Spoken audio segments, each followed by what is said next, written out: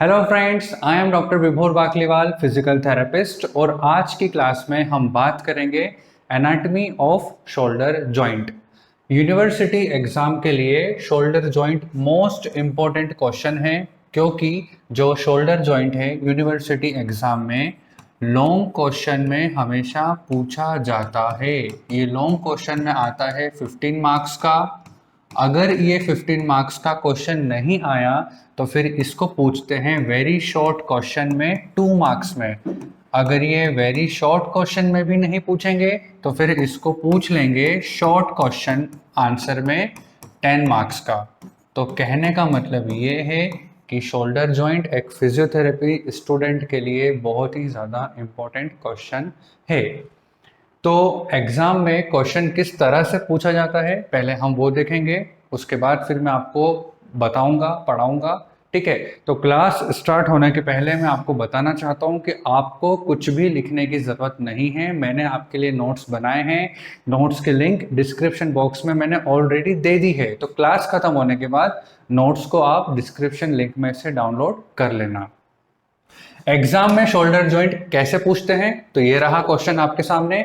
Describe the shoulder joint which is also known as glenohumeral joint under the following headings. Shoulder joint को glenohumeral joint भी कहते हैं। अगर exam में वो क्वेश्चन पूछ ले कि भैया डिस्क्राइब करो ग्लिनोह्यूमरल जॉइंट को, तो कंफ्यूज मत हो जाना, इसलिए मैंने ब्रैकेट में लिखा है describe the shoulder joint glenohumeral joint under the following headings. कैसे आपको लिखना है, क्लासिफिकेशन बताओ, आर्टिकुलर सर्फेसेस बताओ, ligaments, relation, nerve supply, movement और अप्लाइड एनाटॉमी।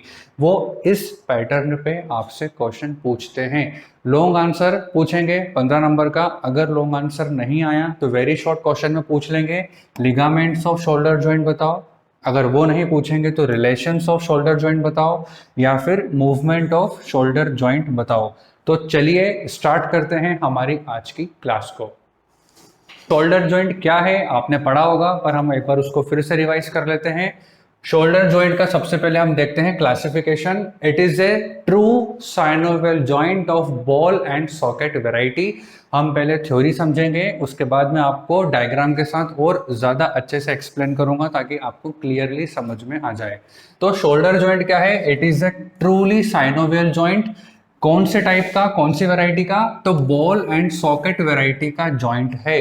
साइनेबल जॉइंट के और भी टाइप्स है, जैसे इलिप्सॉइडल जॉइंट है, पाइवट जॉइंट है, हिंज जॉइंट है। वैसे ही जो शोल्डर जॉइंट है वो बॉल एंड सॉकेट वैरायटी का जॉइंट है। Point number 2, it is also known as glenohumeral joint. जो शोल्डर जॉइंट है उसको हम ग्लिनोह्यूमरल जॉइंट भी कहते हैं। हम क्यों ग्लिनोह्यूमरल जॉइंट कहते हैं, इसलिए कहते हैं क्योंकि जो आर्टिकुलर सरफेस बनाती है शोल्डर जॉइंट की वो है स्कैपुला की glenoid cavity. Glenoid cavity of scapula और हेड ऑफ ह्यूमरस मिलके आर्टिकुलर सरफेस बना रहे हैं। तो स्कैपुला की ग्लिनोइड कैविटी, तो ग्लिनोइड कैविटी से निकला ग्लिनो, और हेड ऑफ ह्यूमरस, तो ह्यूमरस से निकला ह्यूमरल, ग्लिनो ह्यूमरल जॉइंट। तो हमने बोला शोल्डर जॉइंट को it is also known as gleno humeral joint. इतना क्लियर है, ठीक है। आर्टिकुलर सरफेस की बात करते हैं, तो अब बात करते हैं आर्टिकुलर सरफेस की। आर्टिकुलर सरफेस का मतलब होता है कि बोन का वो हिस्सा, हड्डी का, बोन का वो हिस्सा जो काम में आता है जॉइंट बनाने में। तो they are formed by the large hemispherical head of humerus and shallow glenoid cavity of scapula. जो शोल्डर जॉइंट है वो large hemispherical head of humerus और shallow glenoid cavity of scapula के बीच में बनता है। यहाँ पर आपको दो वर्ड्स को बहुत ही ज़्यादा ध्यान से देखना है। पहला वर्ड मैंने यूज़ करा यहाँ पे लार्ज, क्योंकि जो हेड ऑफ ह्यूमरस है वो बड़ा है, और shallow glenoid cavity of scapula. तो दूसरा वर्ड हो गया यहाँ पे शैलो। शैलो का मतलब होता है कि जो ग्लिनोइड कैविटी है स्कैपुला की वो बहुत ज़्यादा डीप नहीं है। वो कैसी है, फ्लैट है, ठीक है। वो बहुत ज़्यादा डीप नहीं है, वो शैलो है ग्लिनोइड कैविटी ऑफ स्कैपुला की। तो जो हमारा आर्टिकुलर सरफेस है वो लार्ज, माने कि हेड बड़ा है उसका, ह्यूमरस का, तो large hemispherical head of humerus और shallow glenoid cavity of scapula के बीच में जो है जॉइंट बनता है। Point number 2, structurally it is a weak joint. Structurally अगर आप देखोगे तो ये क्या है, वीक जॉइंट है। क्यों वीक जॉइंट है? क्योंकि जो ग्लिनोइड कैविटी है वो बहुत छोटी है एज कंपेयर टू ह्यूमरस का हेड। तो स्ट्रक्चरली कैसा जॉइंट है ये? वीक जॉइंट है, ठीक है। और पॉइंट नंबर 3, ये इसको स्टार बना के लिख लो, मोस्ट इंपॉर्टेंट पॉइंट है। जो हेड है ह्यूमरस का वो 4 टाइम्स बड़ा है ग्लिनोइड कैविटी ऑफ स्कैपुला के। आपका ह्यूमरस का हेड जो है वो 4 टाइम्स बड़ा है किसके? ग्लिनोइड कैविटी ऑफ स्कैपुला के। ये फिजियोथेरेपी की एंट्रेंस एग्जाम में एमसीक्यू में आता ही आता है। अगर शोल्डर जॉइंट पे क्वेश्चन आएगा तो 110% ये क्वेश्चन आना ही आना है। अगर पेपर में बनाऊंगा तो ये क्वेश्चन तो डालूंगा। द ग्लिनोइड आर्टिकुलर सरफेस, अब मैंने आपको बोला कि जो ग्लिनोइड कैविटी है स्कैपुला की वो कैसी है? छोटी है, स्मॉल है। तो और ह्यूमरस का हेड कैसा है? वो बड़ा है। तो अब बड़ा हेड और ग्लिनोइड कैविटी छोटी, तो उसका जो तालमेल है उसको बिठाने के लिए एक यहाँ पे स्ट्रक्चर सपोर्ट करता है जिसको हम बोलते हैं ग्लिनोइड लैब्रम। क्या बोलते हैं? Glenoid labrum. इतना समझ में आया? तो मैं आपको एक डायग्राम दिखाता हूं, उस डायग्राम से आपको शोल्डर जॉइंट जो है क्लियरली पूरा समझ में आ जाएगा। लिखने की जरूरत नहीं है, सिर्फ डायग्राम देखना है, समझना है और आपको शोल्डर जॉइंट पूरा याद हो जाएगा। मैंने क्या बोला था क्लासिफिकेशन में? सबसे पहले ये देखो, ये है हमारी ह्यूमरस की बोन, ये मतलब ह्यूमरस बोन है, और ये है हमारी स्कैपुला, ठीक है। रिवाइज भी करते जाएंगे अपन साथ में, तो आपको यही की यही याद हो जाएगा, ठीक है। क्लासिफिकेशन में मैंने आपको क्या बोला था? It is a complete synovial joint. Synovial joint है किस टाइप का? बॉल एंड सॉकेट वैरायटी का। देखो ह्यूमरस का हेड यहाँ पे और यहाँ पे ग्लिनोइड कैविटी ऑफ स्कैपुला, तो बॉल एंड सॉकेट वैरायटी का जॉइंट है, साइनेबल जॉइंट है। आपको ये समझ में आ गया।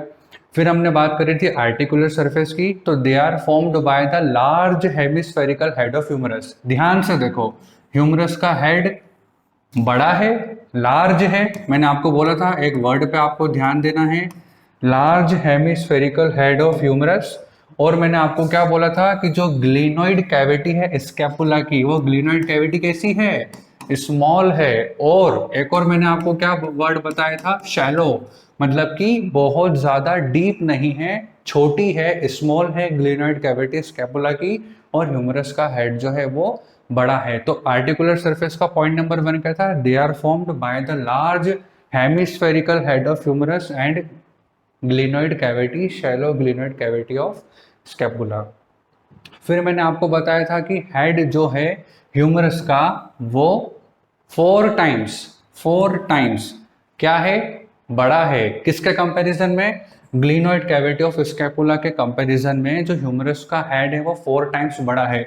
अब यहाँ पे है ना, हेड बड़ा है और ग्लिनोइड कैविटी छोटी है, तो इसकी वजह से एक तो अपन को एडवांटेज मिलेगा। मतलब हेड बड़ा है और ग्लिनोइड कैविटी छोटी है, तो इसकी वजह से एक तो एडवांटेज मिलेगा और एक अपन को जो है डिसएडवांटेज मिलेगा। आप में से कोई बता सकता है कि एडवांटेज और डिसएडवांटेज क्या है? बताओ बताओ। ठीक है, एडवांटेज इसका ये है कि हेड जो है वो बड़ा है और ग्लिनोइड कैविटी छोटी है, तो यहाँ पे मोबिलिटी जो है, जो मूवमेंट है, मोबिलिटी जो है वो यहाँ पे ज्यादा है। हेड छोटा है, हेड बड़ा है, ग्लिनोइड कैविटी छोटी है, तो मूवमेंट जो होगा, मोबिलिटी जो है, रेंज ऑफ मोशन जो है वो ज्यादा है। लेकिन इसका डिसएडवांटेज ये है कि यहाँ पे इंफीरियर डिसलोकेशन होने के चांसेस भी ज्यादा है। स्ट्रक्चरली तो वीक है ही सही, और इंफीरियर डिसलोकेशन होने के चांसेस भी बहुत ज्यादा है। तो एडवांटेज इसकी मोबिलिटी, मूवमेंट ज्यादा होगा, रेंज ऑफ मोशन ज्यादा होगा, लेकिन इंफीरियर डिसलोकेशन होने के चांसेस भी ज्यादा है। तो शोल्डर जॉइंट में मोस्ट कॉमनली डिसलोकेट कहां पर होता है? इंफीरियरली डिसलोकेशन बहुत ही ज्यादा होता है। एमसीक्यू में क्वेश्चन नंबर 2 यही पूछा जाता है। वो पूछ लेते हैं मोस्ट कॉमनली डिसलोकेटेड साइड कौन सी है, फिर वो तुमको ऑप्शन दे देंगे, सुपीरियर, इंफीरियर, एंटीरियर, पोस्टीरियर। तो इसका आंसर क्या होगा? इन्फीरियरली डिसलोकेट होने के चांसेस सबसे ज़्यादा होते हैं। मोस्ट कॉमन डिसलोकेट भी वो इन्फीरियरली होता है।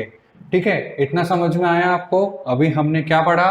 अभी हमने क्लासिफिकेशन पढ़ा, अभी हमने आर्टिकुलर सरफेस पढ़ा। अब मैं आपको बताऊंगा ग्लिनॉइड लेब्रम के बारे में। मैंने आपको बोला था कि ह्यूमरस का हेड बड़ा है, ग्लिनॉइड कैविटी छोटी है।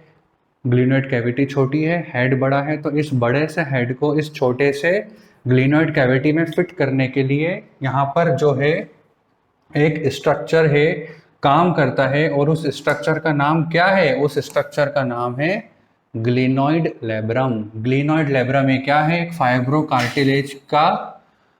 फाइब्रोकार्टिलेज स्ट्रक्चर है जो कि मार्जिन पे पेरीफेरी है, मार्जिन पे पेरीफेरी जो है ग्लिनॉइड कैविटी उस पे अटैच होता है। तो मैं आपको इसका एक इमेज दिखाता हूँ और समझाता हूँ कि ये किस तरह से वर्क करता है।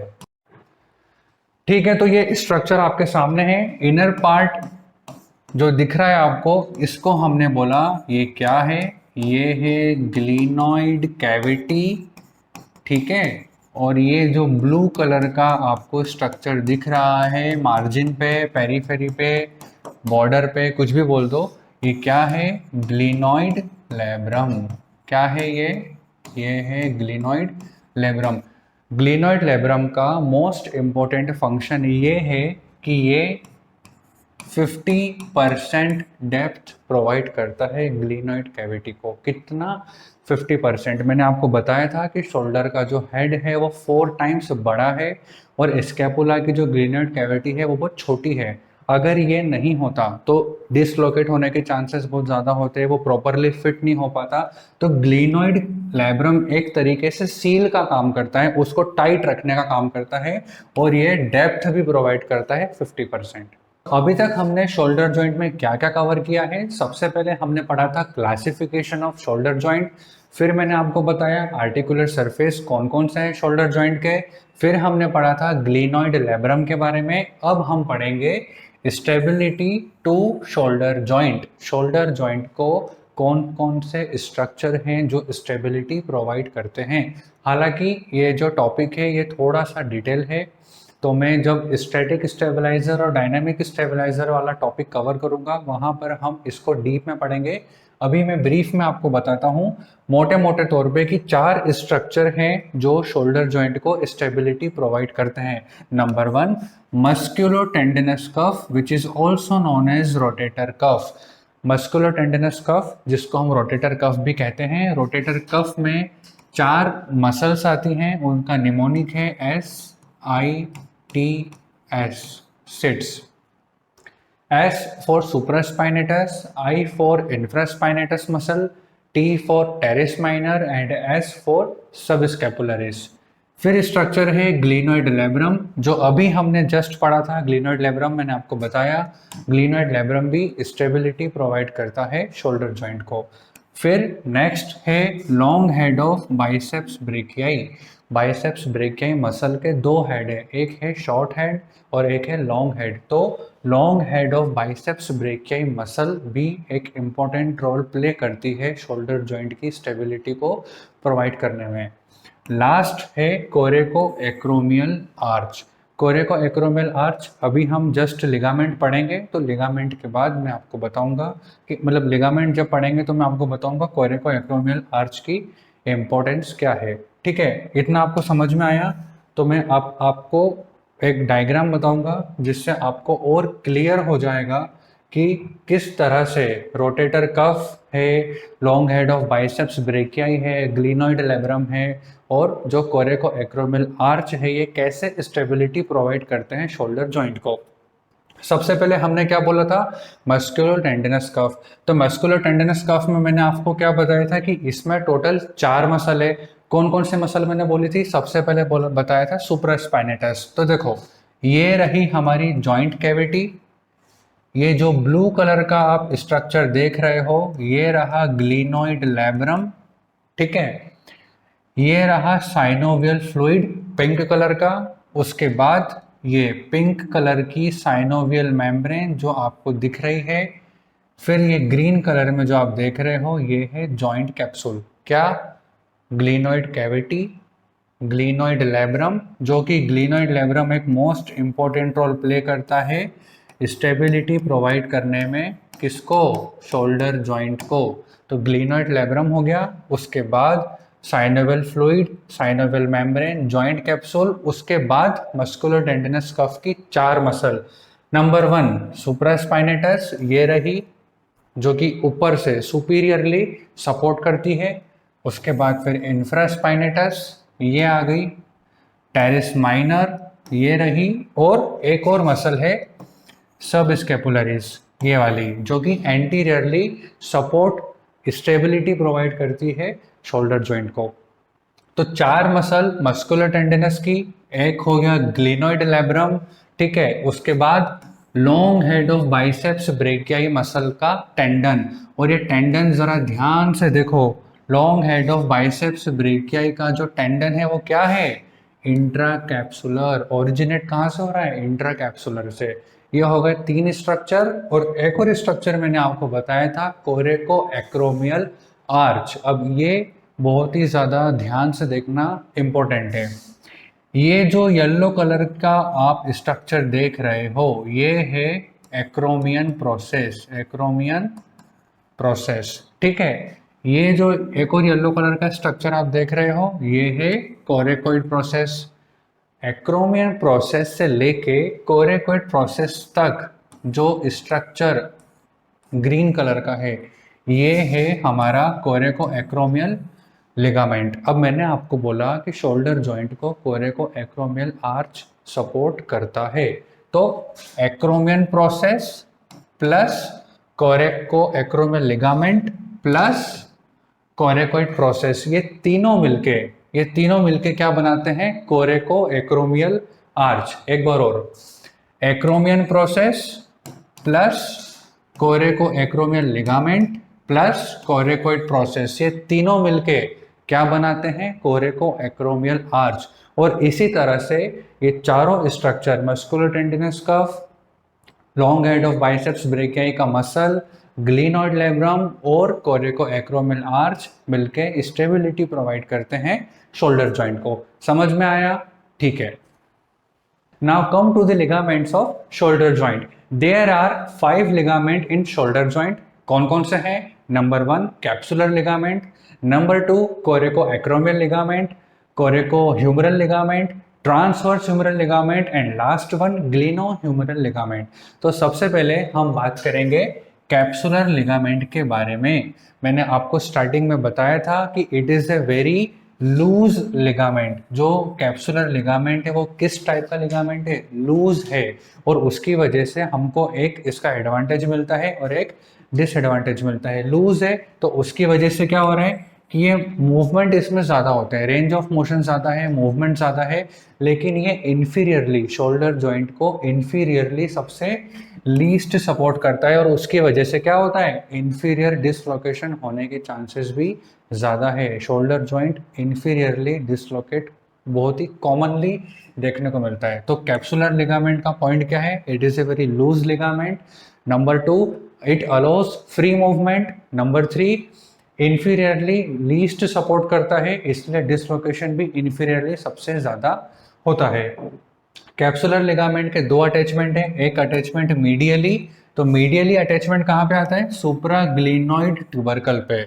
और एक अटैचमेंट है लेटरली, लेटरली इसका अटैचमेंट है एनाटॉमिकल नेक ऑफ ह्यूमरस पे। तो चलिए डायग्राम में आपको बताता हूँ।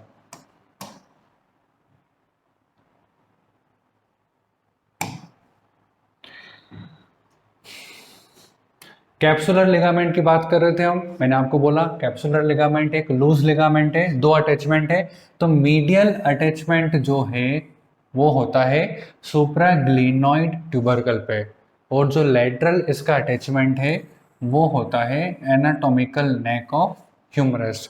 आपको पता है ह्यूमरस बोन पे 2 नेक है, एनाटॉमिकल नेक और सर्जिकल नेक। तो जो लेटरल अटैचमेंट है कैप्सुलर लिगामेंट का वो एनाटॉमिकल नेक पे है, और जो मीडियल अटैचमेंट है कैप्सुलर लिगामेंट का वो सुप्राग्लिनोइड ट्यूबरकल पर होता है, ठीक है।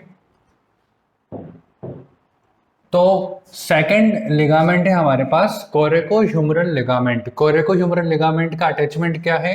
कोरेकोइड प्रोसेस से ग्रेटर ट्यूबरकल ऑफ ह्यूमरस तक जाता है ये कोरेको ह्यूमरल लिगामेंट। अभी हम डायग्राम देखेंगे तो और क्लियर हो जाएगा। Ligament number 3 कोरेको acromial ligament. कोरेको acromial ligament का अटैचमेंट क्या है? कोरेकोइड प्रोसेस ऑफ स्कैपुला से ओरिजिनेट होता है और मीडियल बॉर्डर ऑफ एक्रोमियन पे जाके ये इंसर्ट होता है। ठीक है, तो चलिए हम एक बार इसका डायग्राम देख लेते हैं तो आपको थोड़ा सा और क्लियर हो जाएगा कि ये किस तरह से काम करता है। कोरेको ह्यूमरल लिगामेंट। कोरेको ह्यूमरल लिगामेंट का ओरिजिन क्या था? कोरेकोइड प्रोसेस से कहाँ पे आ रहा है ये? ग्रेटर ट्यूबरकल ऑफ ह्यूमरस पे। कोरेको ह्यूमरल लिगामेंट कोरेकोइड प्रोसेस से निकल रहा है, नाम से ही पता चल रहा है coracohumeral, coracoid process of scapula से ह्यूमरस बोन के ग्रेटर ट्यूबरकल पे आके इंसर्ट होता है। ठीक है, नेक्स्ट लिगामेंट है हमारे पास कौन सा? कोरेको एक्रोमियल लिगामेंट। कोरेको एक्रोमियल लिगामेंट का ओरिजिन क्या बताया था मैंने? कोरेकोइड प्रोसेस से ओरिजिनेट होता है और कहाँ पर इंसर्ट होता है? एक्रोमियन प्रोसेस ऑफ स्कैपुला पे। ये रहा कोरेकोइड प्रोसेस और ये रहा एक्रोमियन प्रोसेस,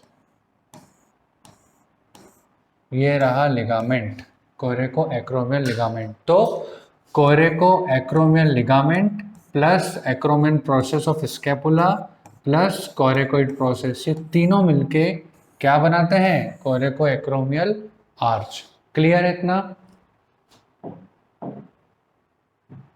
तो नेक्स्ट लिगामेंट है हमारे पास ट्रांसवर्स ह्यूमरल लिगामेंट। कौन सा है? Transverse humeral ligament.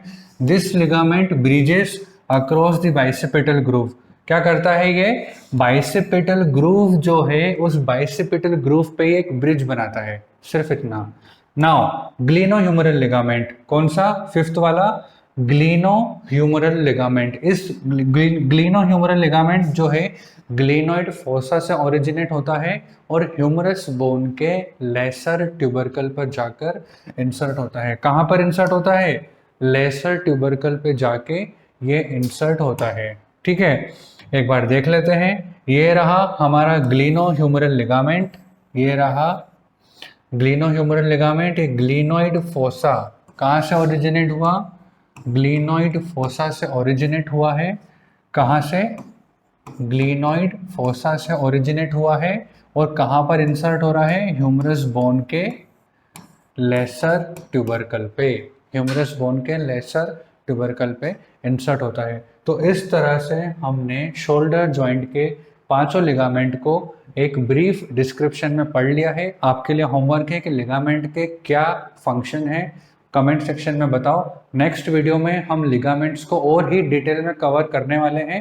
तो नेक्स्ट वीडियो में हमें static stabiliser, dynamic stabiliser of shoulder joint plus ligament को डिटेल में कवर करूंगा। जब तक आपके लिए होमवर्क है कि आप functions of ligament comment section में बताओ। Now come to the relations of shoulder joint. Shoulder joint के रिलेशन को हम चार अलग अलग एस्पेक्ट में पढ़ेंगे, यानी कि सुपीरियरली कौन कौन से स्ट्रक्चर प्रेजेंट है, इन्फीरियरली कौन कौन से स्ट्रक्चर प्रेजेंट है शोल्डर जॉइंट में, और पोस्टीरियरली कौन कौन से स्ट्रक्चर प्रेजेंट है। ऐसे ही हम पढ़ेंगे कि एंटीरियरली कौन कौन से स्ट्रक्चर प्रेजेंट है, क्या रिलेशन है। तो रिलेशन में हम स्टार्ट करते हैं सबसे पहले सुपीरियरली। सुपीरियरली कौन कौन से स्ट्रक्चर है? सबसे पहले है कोरेको एक्रोमियल आर्च। जब हमने स्टेबिलिटी ऑफ शोल्डर जॉइंट पढ़ा था तो उसमें मैंने आपको बताया था कोरेको एक्रोमियल आर्च स्टेबिलिटी प्रोवाइड करता है शोल्डर जॉइंट को। तो सुपीरियरली यहाँ पर क्या है? Acromion process of scapula, coracoid process of scapula और कोरेकोइड से एक्रोमियन तक एक लिगामेंट है। कौन सा? कोरेको एक्रोमियन लिगामेंट। तो क्या हो रहा है? एक्रोमियन प्रोसेस, कोरेकोइड प्रोसेस और कोरेको एक्रोमियल लिगामेंट, ये तीनों मिला के कोरेको एक्रोमियल आर्च बनाते हैं और सुपीरियरली कोरेको एक्रोमियल आर्च जो है सपोर्ट करता है, स्टेबिलिटी प्रोवाइड करता है। तो सुपीरियरली क्या है? कोरेको एक्रोमियल आर्च। नेक्स्ट है सब एक्रोमियल बर्सा। कहाँ गया सब एक्रोमियल बर्सा? तो ये देखो, ये रहा सब एक्रोमियल बर्सा, ये भी सुपीरियरली रहता है प्रेजेंट। थर्ड है supraspinatus, supraspinatus muscle, tendon of long head of biceps brachii. Tendon of long head of biceps brachii भी इंपॉर्टेंट रोल प्ले करती है स्टेबिलिटी प्रोवाइड करने में शोल्डर जॉइंट को। और डेल्टॉइड, डेल्टॉइड तो रहेगी ही, मतलब डेल्टॉइड के एंटीरियर फाइबर आगे रहेंगे, मिडिल फाइबर जो है वो बीच में रहेंगे और पीछे की तरफ रहेंगे पोस्टीरियर फाइबर। तो सुपीरियरली कौन कौन से रिलेशंस हैं? कोरेको एक्रोमियल आर्च, सब acromial bursa, supraspinatus, tendon of long head of biceps brachii और डेल्टॉइड मसल। ठीक है, इतना समझ में आया। तो अब हम बात करते हैं शोल्डर जॉइंट के एंटीरियर रिलेशन के बारे में। एंटीरियरली शोल्डर जॉइंट पर 4 रिलेशन हैं: subscapularis muscle, coraco brachialis muscle, short head of biceps brachii और डेल्टॉइड मसल के एंटीरियर फाइबर। देखो, सब स्केपुलरिस मसल ये रही, ठीक है। उसके बाद कोरेको ब्रेकियालिस ये रही, short head of biceps brachii, और एक और मैंने क्या बोला था आपको? डेल्टॉइड मसल्स का एंटीरियर फाइबर। ठीक है, तो एंटीरियरली भी यहाँ पर 4 स्ट्रक्चर प्रेजेंट है। Now come to the posterior relation of shoulder joint. Shoulder joint को पोस्टीरियरली कौन कौन से स्ट्रक्चर है जो सपोर्ट करते हैं? तो number 1 infraspinatus muscle, teres minor muscle और डेल्टॉइड मसल के पोस्टीरियर फाइबर। ठीक है, ये रहे इंफ्रास्पाइनेटस मसल, पोस्टीरियरली जो सपोर्ट करता है, posterior fibre of deltoid muscle, ठीक है, और टेरिस माइनर। टेरिस माइनर और इंफ्रास्पाइनेटस रोटेटर कफ की एक इम्पॉर्टेंट मसल है। ये पोस्टीरियरली शोल्डर जॉइंट को सपोर्ट यानी कि स्टेबिलिटी प्रोवाइड करती है। ठीक है, now come to the inferior attachment और inferior relations of shoulder joint. Inferior relation कौन कौन से हैं? Long head of triceps, axillary nerve, posterior circumflex humeral vessel. ठीक है, कौन कौन से हैं? Long head of triceps brachii, number 1 long head of triceps brachii, axillary nerve second, and posterior circumflex humeral vessel number 3। 3 structure है inferiorly: long head of triceps, long head of triceps brachii and axillary nerve and posterior circumflex humeral vessel. तो इस तरह से हमारे shoulder joint के relations complete होते हैं। हमने पढ़े थे शोल्डर जॉइंट के रिलेशन सुपीरियरली, पोस्टीरियरली, इंफीरियरली और एंटीरियरली। ठीक है, तो अब हम पढ़ते हैं nerve supply of shoulder joint and blood supply of shoulder joint. इसमें बहुत ज़्यादा डीप में जाने जैसा कुछ है नहीं। जहाँ तक बात नर्व की है तो हम इंडिविजुअल नर्व के ऊपर एक एक अलग से वीडियो बना के पोस्ट करेंगे। रेडियल नर्व है, मीडियन नर्व है, अल्नर नर्व है, तो हर नर्व का हम एक इंडिविजुअल वीडियो बना के पोस्ट करेंगे, वहाँ पर हम डिटेल में पढ़ेंगे। अभी के लिए आपको सिर्फ 3 नर्व के नाम याद रखना है। कौन कौन से नर्व है? सुप्रास्कैपुलर नर्व, एक्सिलरी नर्व और मस्कुलो क्यूटेनियस नर्व। ये 3 नर्व है जो शोल्डर जॉइंट को सप्लाई करती है। अगर ये नर्व आपको याद रखने में डिफिकल्टी है तो आपके लिए मेरे पास एक निमोनिक है। साउथ की एक बहुत अच्छी मूवी आई थी, उस मूवी का नाम था मास।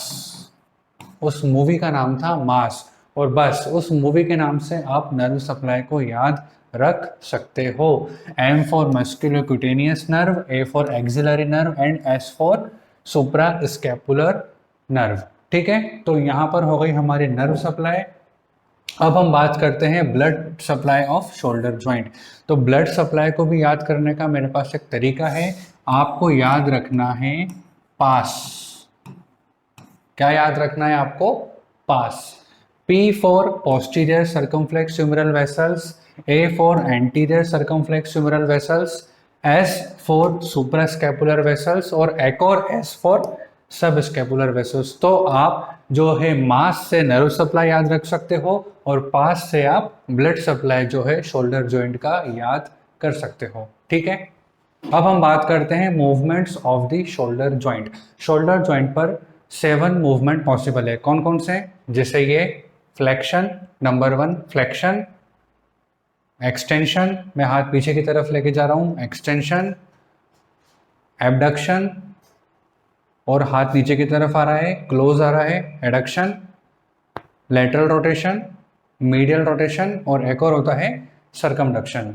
तो एग्जाम में आपको अगर नर्व सप्लाई याद है, याद रह जाती है, लिख के आते हो तो अच्छी बात है, नंबर आपको 1-2 नंबर ज़्यादा मिलेंगे। अगर आप भूल जाते हो तो कोई बात नहीं, आपको मूवमेंट तो याद रहने ही चाहिए और कौन से मूवमेंट कौन सी मसल परफॉर्म करती है ये भी आपको याद रहना चाहिए। तो हम एक ओवरव्यू देख लेते हैं फटाफट।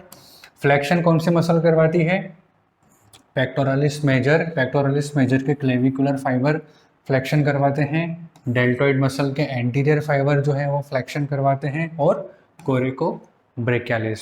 ये आपको ऐसा एज इट इज आपको चार्ट बनाना है एग्जाम में। ठीक है, एक्सटेंशन कौन सी मसल करवाती है? तो एक्सटेंशन करवाती है डेल्टॉइड मसल के पोस्टीरियर फाइबर, टेरिस मेजर और लेटिसिमस डोर्साई। एबडक्शन कौन से मसल करवाती है? तो initiated by supraspinatus up to 15 degree.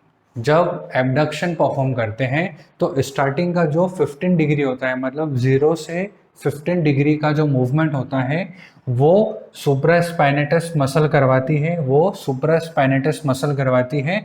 और 15 डिग्री के बाद का जो मूवमेंट होता है एबडक्शन का, वो मसल करवाती है डेल्टॉइड। कौन सी मसल करवाती है? डेल्टॉइड। फिर बात करते हैं एडक्शन की, तो पेक्टोरलिस मेजर और लेटिसिमस डोर्साई, ये 2 मसल है जो एडक्शन परफॉर्म करवाती है। Now come to the medial rotation and lateral rotation. तो मीडियल रोटेशन कौन सी मसल करवाएगी? पेक्टोरलिस मेजर, डेल्टॉइड का एंटीरियर फाइबर, टेरिस मेजर और लेटिसिमस डोर्साई। कौन कौन सी? Pectoralis major, deltoid, teres major और लेटिसिमस डोर्साई। ये 4 मसल है जो मीडियल रोटेशन करवाती है शोल्डर जॉइंट का। Now come to the lateral rotation. तो लेटरल रोटेशन 3 मसल करवाती है, इंफ्रास्पाइनेटस, डेल्टॉइड मसल के पोस्टीरियर फाइबर और टेरिस माइनर।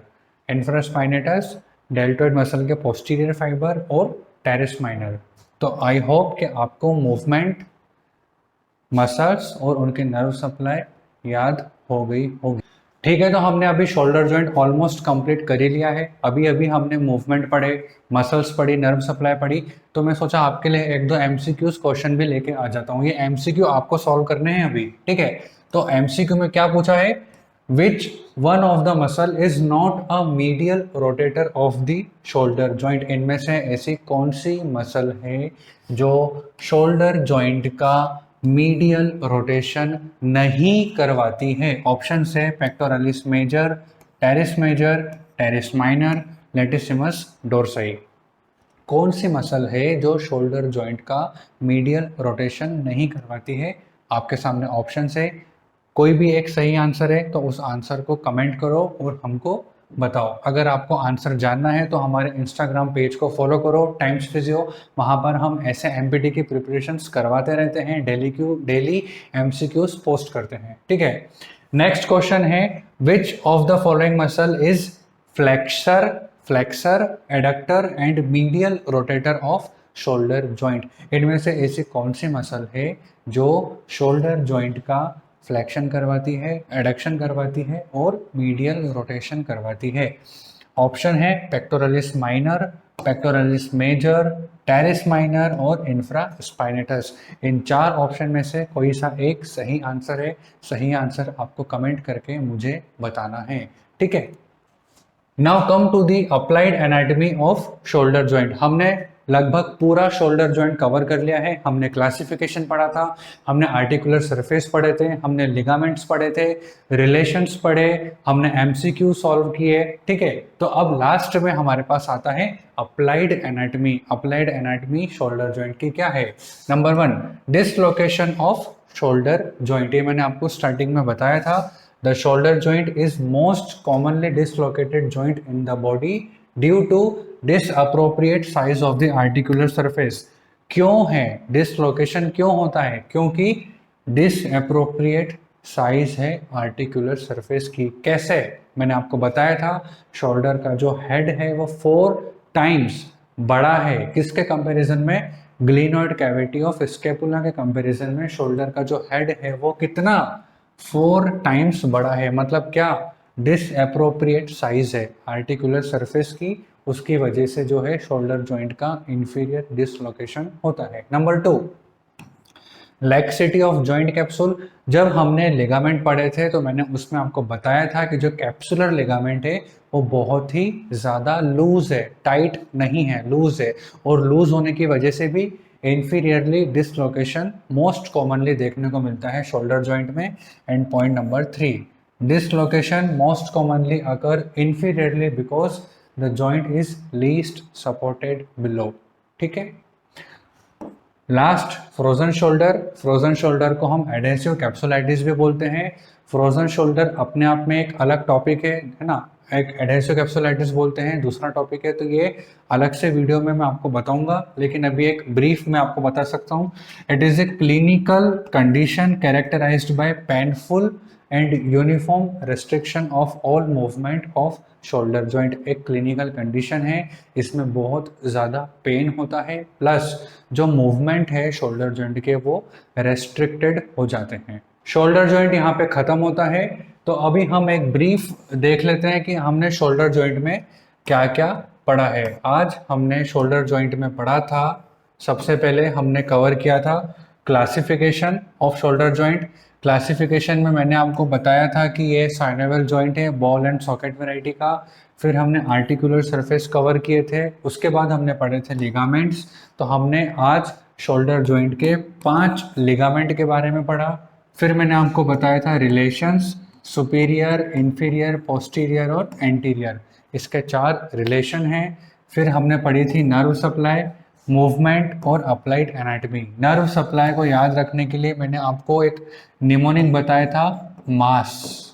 ठीक है, साउथ की मूवी है, तो आप उससे नर्व को याद रख सकते हो। फिर हमने मूवमेंट पढ़े, अप्लाइड एनाटमी पढ़ी।